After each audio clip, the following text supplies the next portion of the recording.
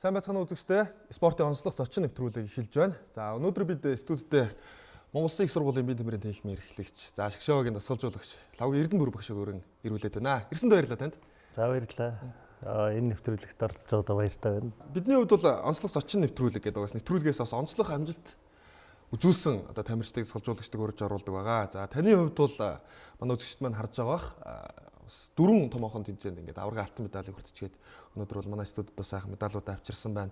За оюутны лигийн тэмцээний 2 дивизионы 2 алтан медаль, за бие зэрэглэлийн улсын авраг алтан медаль, оюутны их наадам буюу одоо универсиад наадмын авраг алтан медалийг авчээ. Баяр хүргэе баг тамирчдад нь. За баярлалаа. За тэгээд эдгээр тэмцээнүүд бас их богино хугацаанд боллоо нэг онцлог нь. Бас шинэ үлрэл одоо 20 50-аад цөөхөн одоо хоногийн дотор л олон тэмцээнд оролцоод аврагуудыг авлаа. За тэгээд ер нь яг одоо энэ ковид гээ цар тахлаас хамаарат ер нь он гараад ихэнх уралдаан тэмцээний тэмбийн тэмрийн арга хэмжээ, олон нийтийг хамарсан арга хэмжээ зогссон.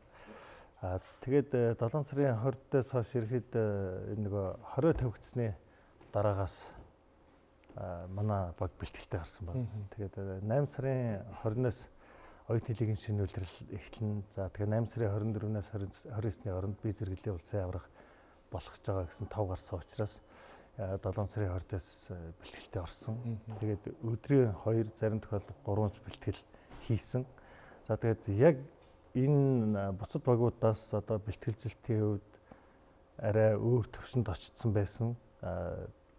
Бүх одоо багууд хичээсэн, бүх багууд одоо энэ өнгөрсөн улирлын оюутны лигийн амжилтад дуусгахын төлөө энэ бие зэрэглэлийн улсын аврагт амжилтаа оролцохын төлөө бүгдээрээ л хөдөлмөрлсөн. Гэхдээ би бол яг энэ амжилтыгаа бас өнгөрсөн жилээс надтай хамтарч Монгол Улсын их сургуулийн Саксон бөмбөгийн шонхрууд баг дээр ажиллаж байгаа Болд Эрдэнэ гээд дугуйны олон улсын хэмжээний мастер залуу байгаа. Яг энэ залуутай бүр холбож бүр эхнээс нь ярмаар санагдаж байгаа. Яг Испани, Франц гээд мэрэгжлийн клубуд бас дугуй спортоор мэрэгжлийн англиад одоо уралдаж байсан болохоор одоо яг мэрэгжлийн спортын одоо тамирчин багууд одоо ямар бэлтгэл хийх вэ? Яг тэрийг бол яг өөрөө ингээд биеэр мэдэрсэн учраас яг энэ бие элдрийн бэлтгэлзэлд төсвөр хөдөлгөөний гүйлтийн бэлтгэлийг бол маш сайн хангаж өгсөн. Энэ хэмжээгээр манайх оюутны лигийн шинэ үлрэл эхлэхэд насны хүртлийн улсын аврах салбарлалт тэмцээн бие зэрэгэл төрүүлэхэд бусад агуудаас бэлтгэлчдээс ялгарч байсан. Тэгээ энэ форум болол яг хадгалагдаж яваад яг 10 сарын 24-ний оюутны лигийн финалийн тоглолт руу яг бид нэр яг цэглэж одоо яг энэ бэлтгэлээ төлөвлөж хийсэн. Тэгээд яг оюутны лигийн финал дуусаад нэг 7-8 хоногийн дараа их наадам залгацсан. Тэгээд яг энэ дээр бол яг уналтын цэглэл дээр очсон байсан. Ганц миний одоо санаа зовж байгаа юм. Тэгээд Монгол Улсын боловсролын их сургуулийн харьяа бие тамирын сургуулийн за намайг оюутан байхад манай мэрэгжлийн онлын хичээл заачаасан урт насны доктор байсан. За мөн Бат цэгээ доктор багш хоёр мэрэгжлийн онлын багштайгаа зөвлөсөн. Тэгээд хоёр багшийнхаа зөвлөсний дагуу сэтгэл зүйн бэлтгэлийн одоо яг энэ хугацаанд л илүү өгсөн илүү оновчтой гэдэг зөвлөгөө өгсөн байгаа. Тэгээ яг энэ нөгөө нэгэнт одоо цаг тулцсан тэгээд оюутны их наадам эхэлжсэн болохоор манай хамтарч ажилтг хэрэглээний сэтгэл судлалын хүрээлэн за тэгээд захирал зол заяатай холбогдоод тэгээд яг энэ дээр бол маш шуурхай арга хэмжээ авсан. Тэгээд яг оюутны их наадмын хэсгийн тоглолтыг бол нэлээд уналтын байдалтай тааруу эхэлсэн. Тэгээ одоо хамтран ажилтг яг сэтгэл зүйн хэрэглээний сэтгэл судлалын хүрээлэн сэтгэл зүйчтэй байхын давуу талыг энэ дээр маш их мэдэрсэн. Тэгээд хасагдах шатны тоглолтоос эхлээд тэгээд хагас гисээ тоглолтод бол яг үндсэн тоглолтоо гаргаж тэгээд ингээд бас авраг авсан. Надад бол айгүй хүндэл санагдчихсан. Яг энэ хасагдах шатны тоглолтоос эхлээд сүүлийн 3 тоглолт бол аврагийн тоглолтын дээр л ихэд нэлээд олон оны зүрхтэй очсон шүү дээ. Тэгэхээр бол бас ингэ тоглолт явагдсан чангараад байсан байж. Тий, ер нь бол яг энд яг сэтгэл зүйч ажилтдаг, сэтгэл зүйн бэлтгэл хийдэг баг гэдэг яг энэ дээр бол үнэхээр харагдсан. Тэгэхээр би бас энэ завшааныг ашиглаад одоо хэрэглээний сэтгэл судлалын хүрээлэнгийн хамт олон за мөн Өгрийн шав, Саксон бөмбөгийн спортын мастер зол заяад маш их баярлж байгаагаа бас ингээд илэрхийлмээр байна. Ааха. За таны хувьд бол одоо Монгол Улсын их сургуулийн одоо сагсан бөмбөгийн шгшээ огцолжуулаад олон жил болж байна. Яг хэдэн оноос та сэтгэл зүйчд нартайгаа хамтарч ажиллаж ирсэн бэ? Яг мөөс өөрөө том гэр бүл учраас сэтгэл судлалын тийхэмтэй, сэтгэл судлалын мэрэгжлийн багш нартай докторуудтай байгаа байх тий. Би 1999 онд анх Монгол Улсын их сургуулийн эмэгтэй шгшээ багийг авч дасгалж эхэлсэн. Гараагаа хэлсэн. Тэгээд 2 жилийн дараа 2001 оноос эрэгтэй шгшээ багийг удирдаад тэгээд 2012 он хүртэл эрэгтэй эмэгтэй хоёр багийн хоёулангийг удирдсан. Тэгээд 12 онд худалдаа үйлдвэрийн дээд сургууль Монгол Улсын их сургуулийн харьяанд одоо нэгдснээр Монгол Улсын гавь дасгалжуулагч цэврүүлэгч эмэгтэй шгшээг би эрэгтэй шгшээг аваад тэгээд энэс хойш 12 оноос хойш эрэгтэй багтайгаа ажиллаж байгаа. За цэврүүлэгчийн дараа Монгол Улсын их сургуулийн эмэгтэй шгшээгийг бол Гант Тулга гэд манай боловсролын доктор багш. За мөн манай Монгол Улсын их сургуулийн бизнесийн сургуулийн төгсөгч сагсан бөмбөгийн олон улсын хэмжээний мастер Цолмон гэд Жакартагийн Азийн наадамд бас Монголын үндэсний шгшээ хувь дээр бас тасгалжуулагчаар оролцсон. Энэ хоёр одоо багш хоёр маань бас эмэгтэй. Үнэхээр одоо миний 99 оноос хойш авч чаддаг оюутны лигийн авраг оюутны их наадмын алтыг бол сүүлийн 3 жилийн дотор авлаа. Их сургуулийн оюутны эмэгтэй шгшээг бол 5 удаа оюутны лигийн финалд очижсэн. Тэгээ авраг авч харах хэмжээг байсан. Тэгээ одоо яг дасгалжуулагчийн өөр бол 21 дахь 22 дахь жил рүүгээ орж байна. За яг сагсан бөмбөг гэж энэ их спорттой холбогдсон болохоор 1994 онд Монголын сагсан бөмбөгийн дийдлийг анх эхэлж байхад Бие тэмрийн дээд сургуулийн сагсан бөмбөгийн багш Буян Тогтох багш маань тохойд одоо яг хичээл цайн 6 оюутан сонгоод статистик судалгааг анх хөтлж эхэлсэн лидер. За тэрэн дээр хичээлдээс оюутан байхгүй болохгүй л дээ тийм ээ. Тэгээд тэгээ зургуулаас суудаг яг 2-2-ороо нэг нь яг хажуугаас хийлдэг, нэг нь яг тэмдэглэгээ хийдэг, тэгээ сүүлд нь боловсруулалтаа хийдэг, үр дүнгээ холбоондоо бид нэр өгдөг. Иймэрхүү байдлаар 2000 он хүртэл статистик судалгаанд ингээд яг ингээд гар бичмээр одоо оролцож эхэлсэн. Тэгээ яг энэ хугацаанд одоо Монголын сагсан бөмбөгийн холбооны дийдлигийн нэг 2-3 тогтдог л үзэг байх. 6 жилийн хугацаанд бол бүх тоглолтыг үзсэн. Яг ингээд судалгаан дээр байгаа л эхлээл одоо яг тэр статистик судалгаа руугаа төвлөрдөг байсан бол сүүлдээ нөгөө сагсан бөмбөг гэдэг спортын сайхан талууд ингээд алхамар өөрийн мэдлэг орцсон байсан бүр. Гүн рүү нөрөөд. Тэгээ одоо яг ингэж сагсан бөмбөгтэй холбогдоод 26 жил болж байна. За их сургуулийн багш нарын хувьд бас нэг онцлог байдаг. Тэр нь юу вэ гэхээр оюутан тамирчдын хувьд бол мэдээж хувийн сонголт учраас тамирчид өөрсдөө сургуулаа сонгож орно. Та хүүхдүүдийг сонгож авахгүй тийм ээ. Тэгэхээр орж ирсэн хүүхдүүдээс бага бүрдүүлнэ. За тэгээд тэр хүүхдүүд тодорхой яг ингээд одоо лигийн багш гэх юм удаан хугацаанд тоглох боломжгүй. Ихтэй 4 жил тоглоод одоо мөсийн оюутнууд бол 4 жил тоглоод гарч байгаа шүү дээ ихтэй. Тэгэхээр яг ингээд доктортой баг дээр ажилладаггүй учраас бас хүндрэлүүд нэлээд гардаг байх гэж бодож байгаа. Дурдвал одоо хүүхдүүд шинээр орж ирээд багт уусах болно. Тэрэн дээр нь та багтаа уусах, өөрийнхөө багийн үндсэн философид оруулах ба эсвэл тэр хүүхдийн давуу тал дээр түшиглээ тэрийн дэмжээ явах уу гэдэг юм уу те. Маш тэгэж одоо хөрвөх байдалтай ажиллах хэрэгүүд бас олон асуудлууд гардаг байх л гэж харагддаг шүү дээ. Мэдээж тийм л дээ. Яг оюутны багийн нэг эрх цэгт нь болохоор 4 жил. За манай хууль зүйн сургууль 5 жил болохоор хууль зүйн сургуульд орсон залуучуудад нэг 5 жил тоглох боломжтой. За яг орж ирсэн залуучуудаас бид нэр намар яг шгшээ үеийн сонгон шалгаруулалт хийдэг. Тэр нь бол нэг 150-аас 200 орчим оюутан оролцсон. Тэгээд 3-4 шаттайгаар сонгон шалгаруулалт хийдэг. За энэ сонгон шалгаруулалтын бас нэг нь болохоор намрын спорт гэдэг Монгол Улсын их сургууль шинээр хэлсэн оюутан залуучуудын дунд спортын 6 төрлөөр одоо тэмцээн зохион байгуулад тэндээс одоо яг тухайн спортын багш нарын сонгон шалгаруулалтаа хийдэг. Тэгээ яг сагсан бөмбөгийн тэмцээн дээр бол сонгон шалгаруулалтын бас нэг дараагийн шатна. Ягаад гэх юм бол бид нэр тэр 3-4 шатаар одоо сонгон шалгаруулалт хийхдээ бас тухайн хүүхдийн яг тоглолтын ур чадварыг хараагүй хийж болно. Тэгэхээр тэр намрын спортын тэмцээн бол энэ дээр ач холбогдолтой тэмцээн. За яг орж ирээд сагсан бөмбөгийг одоо сонирхоо шгшээ багт орё гэсэн хүүхдүүд маш олон битэж. Тэгээд энэ хүүхдүүдээс сонгон шалгаруулж бас ур чадварыг хараа сонгон шалгаруулж авахаар яг тэр хүүхд одоо яг одоо өөрийнхөө систем рүү оруулах. За тэгээд бэлтгэх хугацаа бас баггүй шаардна. Ер нь бол нэг 2 жилийн хугацаа шаарддаг. Тэгээд бас нэг уучраа болоод эхэлж байгаа нь 3 дугаар курстэй уучраа болоод 4-т яг зэгдэрч байгаа бол тэгэл гараа явдаг байхгүй.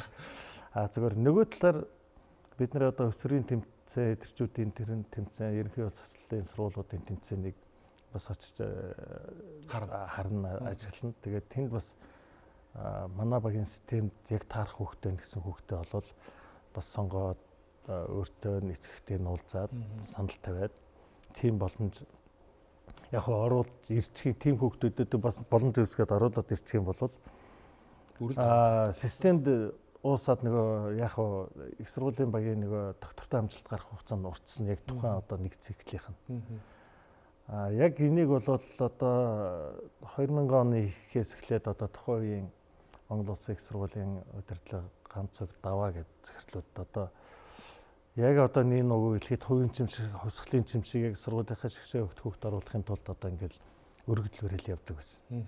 Одоо сүүлийн 2 жил Монгол Улсын их сургуулийн удирдлагууд бас энийг бас онцгойлон анхаарад Монгол Улсын их сургуулийн одоо бакалаврын төвчний элтдийн журамд спортын өндөр ур чадвартай 5 хүртэл тооны элсэгчийг ерөнхий боловсролын сургуулийн төгсөгчийг элсэж болно гэд одоо журамд оролцсон учраас биднэрт бүр маш үнэхээр талархаж хүлээж авсан маш том давуу тал болж байгаа.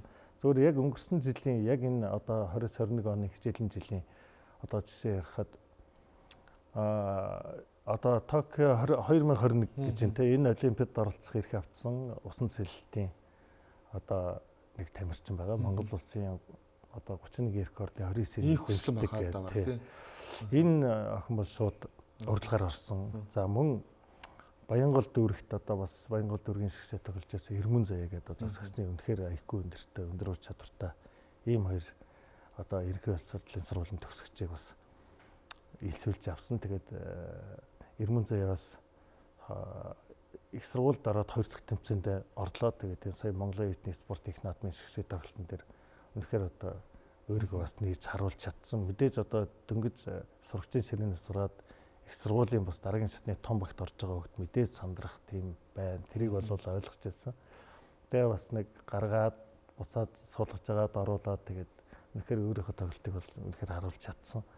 Тийм болохоор одоо үнэхээр ямар ур чадвартай хүүхдүүдийг бас их сургуультай бас авч гинэ гэдгийг бас ингээд удирдлагууд ч гэсэн бусад багш нар ч гэсэн бас харж байгаа байх л гэж бодож байгаа. Тэгээ энэ элтийн журамд оруулсан өөрчлөлт бол үнэхээр бас талархах та их сургуулийн удирдлагын зүгээс хийж байгаа одоо манай техникийг дэмжиж байгаа маш том ажил. Бас манай оюутнуудаас бас өндөр амжилт гаргасан одоо оюутнууд тэтгэлэг өгчээсэн. Тэгээд яг хөө зүгээр энэ 20 оны тухайд болохоор хасагдсан байсан. Гэхдээ би одоо яг энд удирдлагуудаа юунд баярлж байна тэгэхээр яг оюутны лигийн финал 24-ний шөнө 2 цагт дууссан. Тэгээд өглөө яг ажил дээр ирсэн байсан чинь Монгол Улсын их сургуулийн удирдлагууд бүр уцтаад баяр хүргээд оюутнуудаа урамшуулъя. Одоо яг энэ талаар нэг юу яая. Уулзалт хийх чинь тэгээ хүрэлцэн ирээч гээд. Тэгээд энэ маш шуурхаа бас ингээд шийдвэрлээд оюутны спорт их наадмын бас оюутны лигийн тэмцээнд төрүүлсэн. Зөвхөн сакс биш бас гандолын залуучдын улсын аварга бас яг тухай яг тэр оюутны лигийн финалийн өдрүүдэд давцаж басан. Тэгээд эмэгтэй мөнгө эрэгтэй хүрэл медаль аваад тэгээд амжилт гаргасан. Яг энэ 2021 оны хичээлэн жилийн ихэнд амжилт гаргасан оюутан залуучуудаа шагнаж урамшуулсан. Тэгээд бас оюутны спортын их наадам 10 төрлөөр зохион байгуулагдсан. Одоо сагсан бөмбөгийн төрөл бол зохион байгуулагдаад өнгөрслөө. Одоо бол гандолын спортоор оюутнууд өрсөлдөж байна. Тэгээд бас энэ их наадмын дараа бас оюутны тамирчтай хүлээж бас урамшуулна гэсэн тийм одоо юу яриачих юм уу тий зөвхөдүүдэн донд тий байгаа тий. За энд 2005 оны оюутны лигийн цом харагдаж байна. За энэ бол 20 дахь удаагийн оюутны лигийн цом буюу энэ жилийн цом. Энэ хоёр цом нэг зүйл одоо ингээд давхцаж байгаа нь хоёулаа их наадамд жилийн оюутны лиг үү тий. Тэгээд та 15 жилийн өмнө одоо их наадам төрүүлээд оюутны лигт бага төрүүлж ирсэн амжилттай энэ жил бас дахин баталж. За дээрээс нь дахиад бас 2 дугаар дивизионы авраг гэдэг амжилтуудаа ахиуллаа. Сайхан үйл явдал тохиолоо. Тэгээд 15 жилийн дараа энэ амжилт гарч ирэх хэрэг бас оюутны төвшөнд өрсөлдөө ямар хүнд байдаг вэ? Ингэж амжилтыг гаргахад бас амар хэцүү байдаг вэ гэдг нь л бас энэ харагдаж штэ эндээс тий. Тий 2005 онд ч одоо оюутны лигийн авраг олцоо. Тэгээд яг Монголын оюутны спортын анх дахь их наадам бас. Одоо яг тэнд бас төрүүлж исэн. Тэгээд 15 жилийн дараа яг энэ давтагдчихжээ. Тэгээд анх 2003 онд оюутны лигийн авраг болж байсан. Тэгээд энд цум болохоор яг анхны оюутны лигийн тэгээд тэр үед нь одоо миний анхны одоо алтан медаль байсан. Одоо багада сагсан үеийн баг дасгалжуулаад тийм учраас одоо яг энэ цумынхаа эргэн тойронд яг тухайн оюутны лигийн авраг болж байсан 12 тоглогчоо бүгдээр ингээд нэрийг бичээд одоо ингээд 12 жил юу 17 жил болсон цум байгаа юм.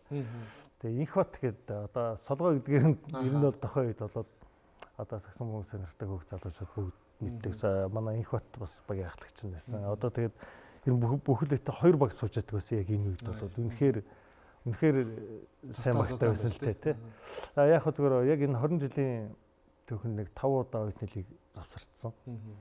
Тэгээд 15 жилийн одоо оюутны лигийн түүхэнд Монгол Улсын их сургуулийн эрэгтэй баг бол 8 удаа пенальт шалгараад тэгээ одоо 4 алтан медаль. Тэгээ одоо 1-2 дугаар дивизион яг хөө зүгээр оролцоо сургуулиудын чансаагаар хичнээн ингээд багуудыг ирэтэнгээр нь оруулаад 1-2 дугаар дивизион гэж байгаа ч гэсэн бас 2 дугаар дивизион төрүүлсэн бол энэ бас том амжилт.